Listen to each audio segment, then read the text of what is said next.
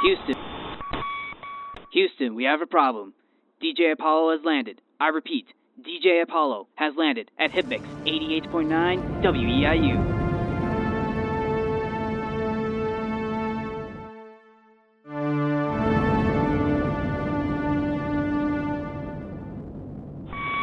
Welcome to the Tales of Music and Film podcast. My name is DJ Apollo, and today we are back on the topic of music.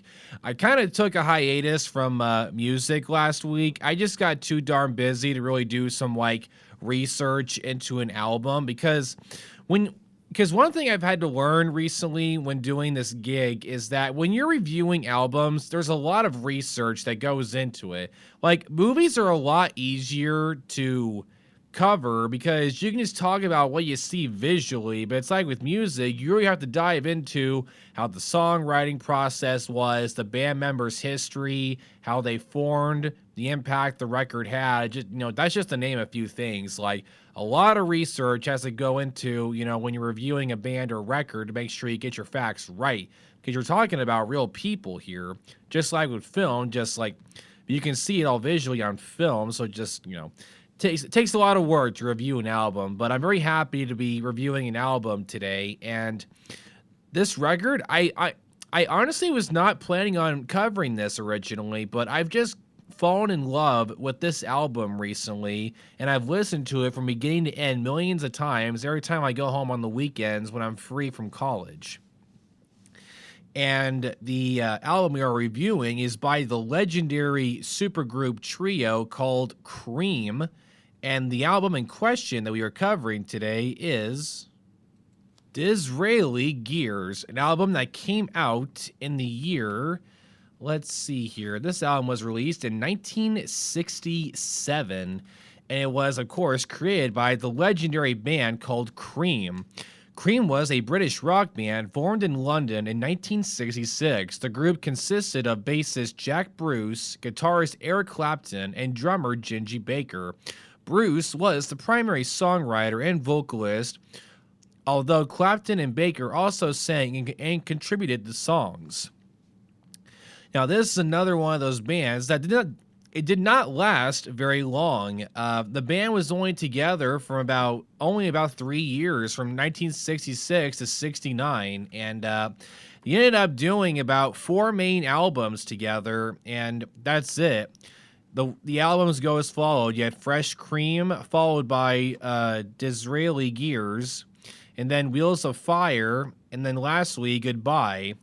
So they only did 4 records together, and I own all 4 of them. I have all 4 original Cream records on vinyl, and I listen to them all the time. Like, Cream is a very unique band. Like, their songs are really a lot different compared to most bands. Like, this is a great darn group, man. Like, what they were able to do in just 3 years is mind-blowing to me. It's just like, these guys knew what they were doing. These 3 gentlemen were amazing musicians, and they were inducted into the Rock and Roll Hall of Fame in 1993, and they did a reunion show together in 2005, and that was the last time all 3 of them were together. And sadly, Eric Clapton is the only member of Cream still alive.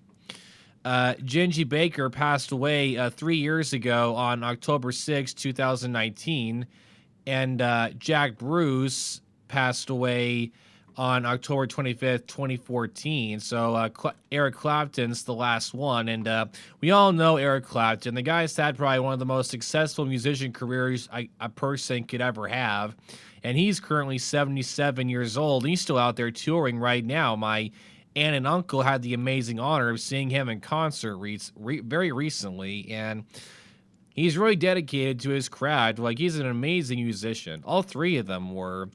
And Disraeli Gears, in my personal opinion, is their best record. Like, this album is like the Back in Black for Cream. Like, I've listened to this whole thing from beginning to end, I don't know how many times. Like, I've noticed this is a record I go to a lot of times whenever I'm depressed. Like, as someone who suffers from, like, depression, like, very badly, my depression, it's just random. But, like, dude, whenever it shows up, it hits me in full force. And this record never fails to lift my spirits up. There's just something about this thing that just really makes me happy.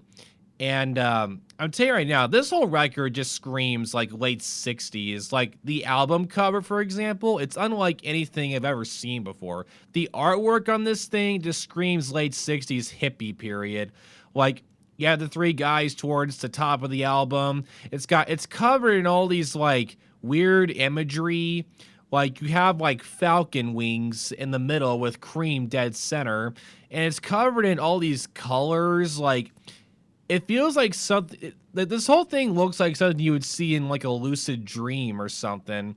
It's got like purple, dark orange, red, pink, green, light green, dark blue. Like it's covered in all these colors. Like it's kind of there's like a building structure in the middle, and you can see like pocket watches. There's like weird imagery of like just pictures around it and everything. Just like it's a very funky record, but it really stands out from a crowd, to say that much. Like if I didn't know anything about this record, this cover would make me want to be like, what does this record contain? I gotta find out. And dude, the songs on this record, where do I even start? Like, there are so many amazing tracks on this record. Like, the album opens up with a song that I've fallen in love big time, Strange Brew. Oh, man. This song is like one of the coolest ways to open a record. Like, it's got like this slower pitch to it. And oh man, it's so catchy. Like I can just imagine this being like a background song at like a bar or something. Like it fits the atmosphere like very well. And I just love like Eric Clapton's guitar play on this one. It's very just it's so catchy. And I love the way him and Jack Bruce, they sing in like these lower kind of like pitches, right? And it just sounds so breathtaking. They kind of remind me of Lennon and McCartney from the Beatles. Like when they combine their voices together, like it's a very beautiful thing to listen to. I've noticed recently that like I think it's very cool when musicians like harmonize their voices together. I find that very cool. And like, dude, Jack Bruce and Eric Clapton, when they combine their voices, oh man, it's just pure magic to listen to for the ears. But Strange Brew is an amazing track to open up a record. Very amazing, good song. Now the next one. Now I don't even know if I should even talk about this one. We all know this song. This song's has been featured in like millions of movies over the years. And I am, of course, talking about the famous Sunshine of Your Love.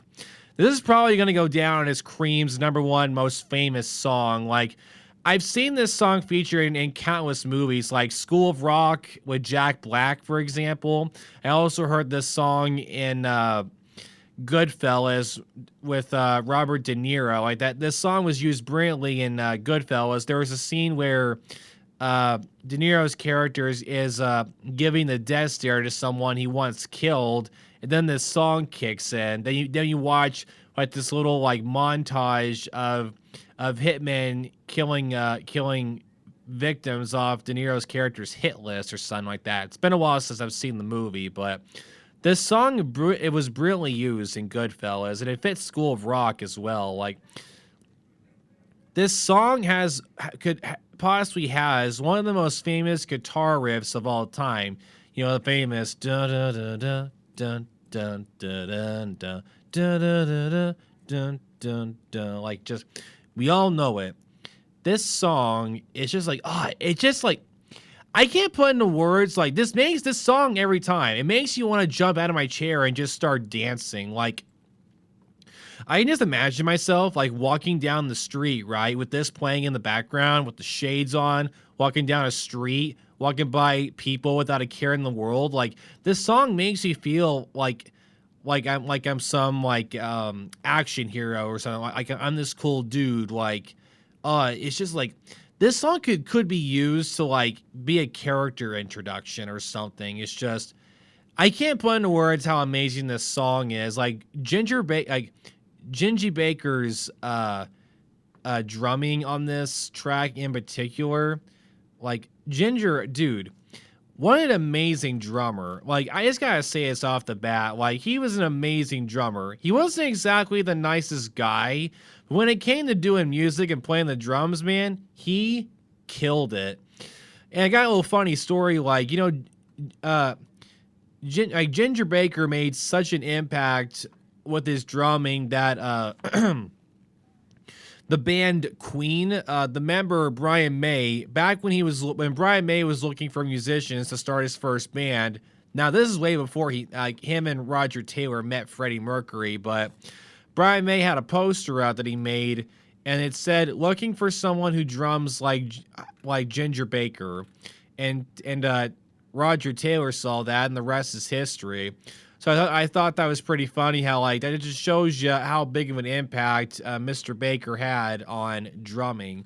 Like, you listen to him on any track, it's just like, dude, he is bashing the heck out of the drum kit.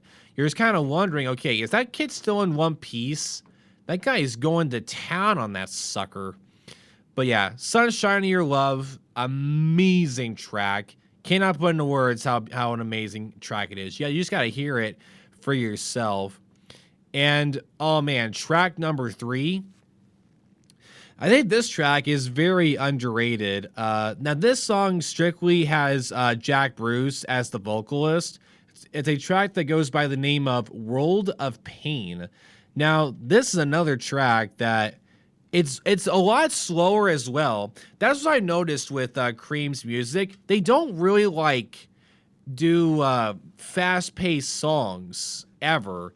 Like, all their stuff is very slow and very poetic. It's like you're listening to a poem with music mixed in with it. It's just like when you listen to the lyrics for this song, it's literally like a poem in a way.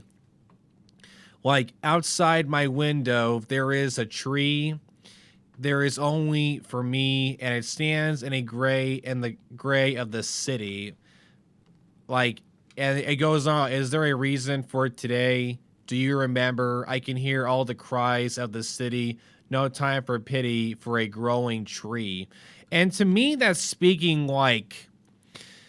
That to me feels like, how fastly the world's changing and everybody has forgotten how beautiful nature is. We're so busy on building these giant cities that we're forgetting about how beautiful the wilderness is and stuff like that. I don't know if that's what the song is about. Like, this is pure interpretation here. Like, a song can be written for anything. Like, me and my buddy Preston have made that pretty clear with our past record reviews that the fans can take the song any way they want to. Like, who knows what the real meaning is behind it? But that's what I get for this song as well.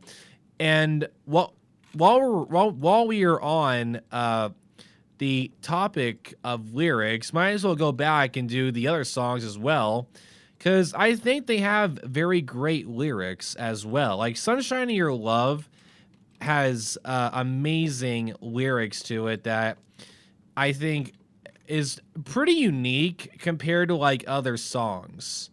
And it goes on with it's getting near dawn.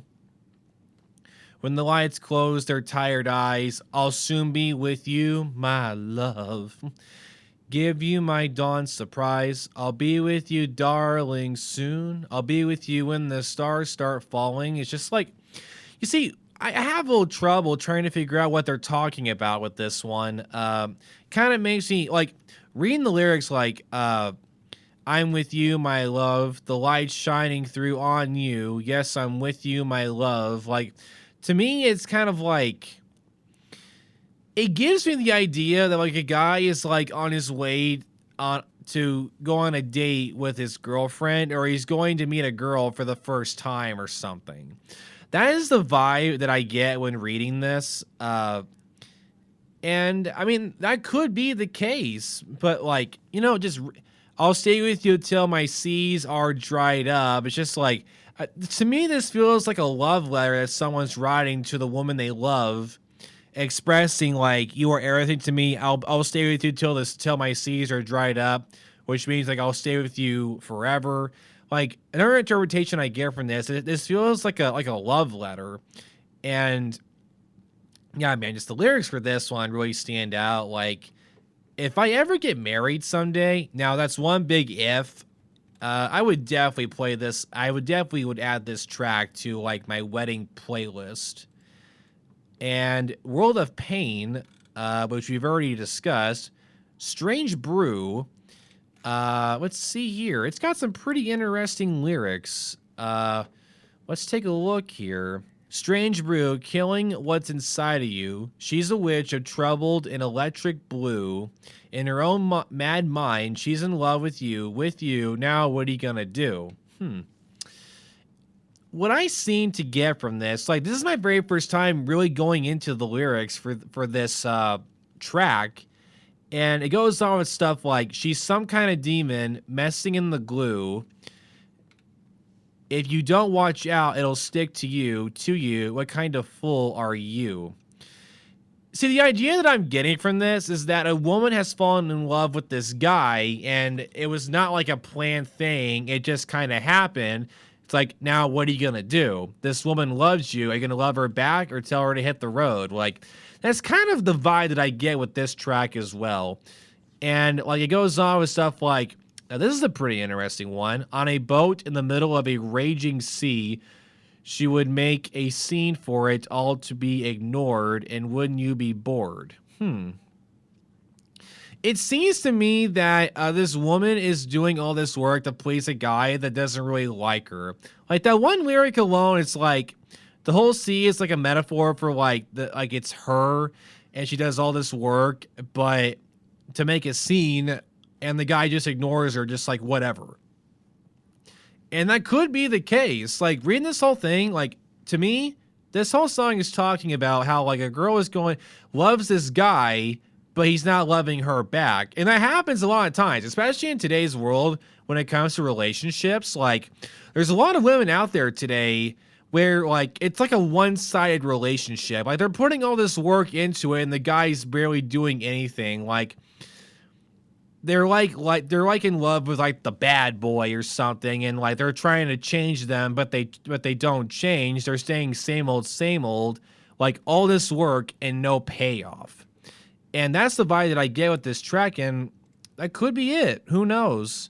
But yeah, Strange Brew along with Sunshine of Your Love, World of Pain, good songs.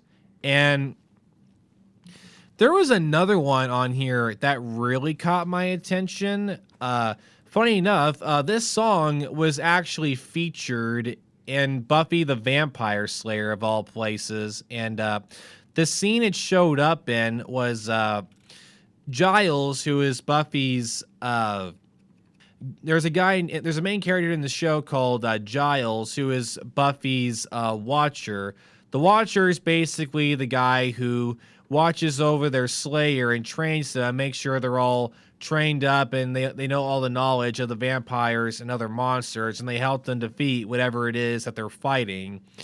And this song was brilliantly used in a scene where he's chilling out in his apartment with a record player.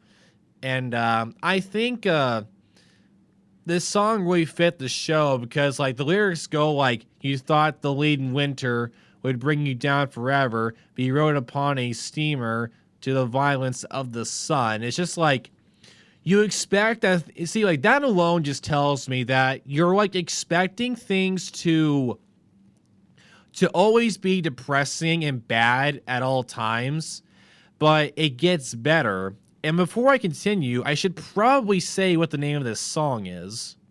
Tales of Brave Ulysses is the name of this track. Very unusual title, but yeah, it's very unusual, but I find that to be very unique.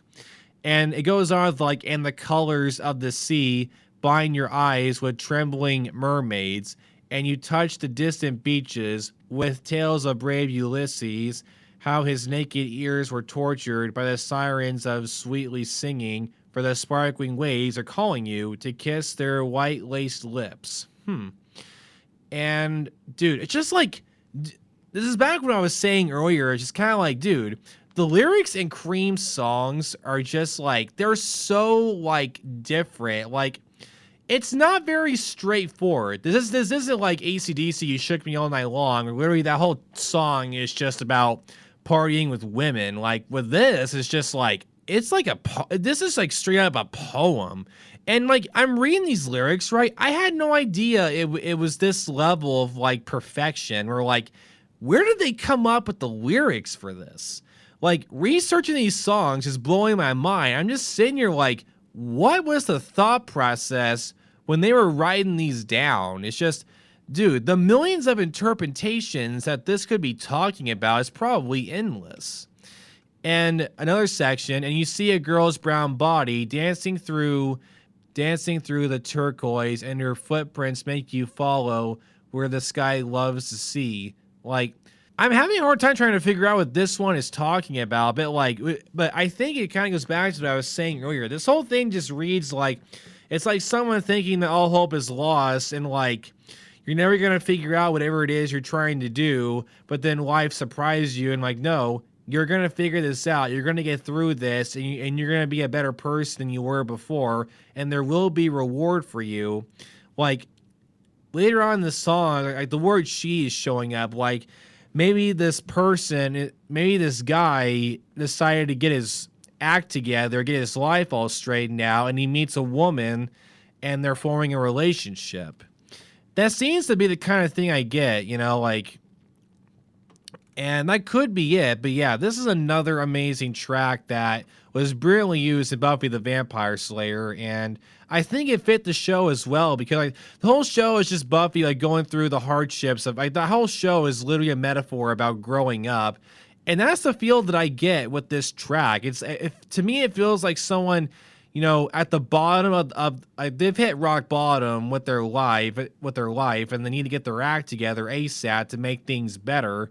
And this guy takes the steps to do so, and look what happens. He finds a woman. And that's a pretty good, inspiring story, honestly, for a listener. It's like, hey, get your life all straightened out, and things will get better for you. Like, I stand by with that. That's like very amazing life advice to give to someone. And those are really like my top picks for this album. I think one more song I'll give a brief mention to is another underrated track is Dance the Night Away. Like, this song was also a very like underrated track that I don't see a whole lot of people talking about. And the lyrics are it's very, very short. It just goes into like, gonna build myself a castle high up in the clouds. There'll be skies outside my window. Lose these streets and crowds, dance the night away. Like, that right there just tells me this is basically someone who's like, who's an introvert. Like, that opening right there just tells me this is a introverted person, right? That's going to build a house or cabin way out in the woods, away from like the big city or like all the noise and all the crowds of people, and just rediscover themselves. And it goes on with, will find myself an ocean, sail into the blue, live with the swordfish, forget the time of you, dance the night away. Like, that just says like, I'm gonna go out on my own and rediscover myself and live in peace and quiet. Like, that's what I get from this. That's gotta be what this song is talking about. Dance myself to nothing, vanish from this place, gonna turn myself to shadow so I can't see your face, dance the night away. This whole thing just screams like this is someone going out on their own on an adventure to rediscover themselves and become a better person. Like, dude, I'm telling you, like, once again, these lyrics are just breathtaking, and it's really amazing to see, and just like, it blows my mind what people can create, like, dude, the unique superpower of songwriting is such a cool thing to study. And I just love, reviewing lyrics and thinking about the millions of different interpretations that they can mean. It's breathtaking. And all these songs will stand the test of time And this whole album is just, it's a darn masterpiece. And I will listen to it for the rest of my life. Here is some basic facts about the record. So, like I said earlier, it was released in November of 67, and it reached number 5 on the UK album charts, and it hit number 1 on the Swedish and Finnish charts. The album also hit number 1 for 2 weeks on the Australian album chart and was listed as the number 1 album of 1968 by Cashbox in the year-end album chart in the United States. The original 11-track album was remastered in 1998 and then subsequently released as a 2-disc deluxe edition in 2004. So yeah, this album was a major success for the band, and it has withstood the test of time, and I think it's going to continue to influence many musicians. Cream had such a huge impact. They were an inspiration for so many acts that followed after them. And I have no doubt in my mind that Cream is going to continue to inspire millions of brand new musicians to come. Their music will always be remembered for its classy, slower style with the deep lyrics and just the help of making you feel good, and just the impact this band had in just 3 years is just mind-blowing to see. It just shows you how talented these 3 men were and the amount of noise that they were able to create as just a trio band. All of that speaks for itself, and I had a great time reviewing this album, and I hope you enjoyed this recording. And I just want to say, I hope this recording brightened your day, and I hope whoever you are listening to this, I hope you're having a very excellent day, and I hope you're living a very extraordinary life, and I hope everything is working out for you. If it's not, things will get better. I promise you that. Before I end this recording, I want to give a few announcements. I am planning on reviewing 2 movies very soon, both of which were not originally on the film list. But my 2 buddies, who you all know very well, Aiden and Preston, had me watch 2 brand new movies the last couple of weeks. The first one being Jojo Rabbit and Knives Out. Both movies I am planning on covering here on the podcast. And of course, I'm going to get both of them present for this one because we've all noticed that we seem to do a lot better where we talk about films that really makes us think with its visuals and storytelling, and we also talk about the deep meaning behind its story. Now, these next 2 films I'm very excited to discuss, and I think those are going to be 2 golden recordings. I love recording with those 2 gentlemen, and magic happens every time we work together. So I'm very excited to get those recorded, and I'm so excited to share them with you. So those are just a couple of quick announcements I wanted to make. And until next time, this is DJ Apollo, and you are listening to the Tales of Music and Film.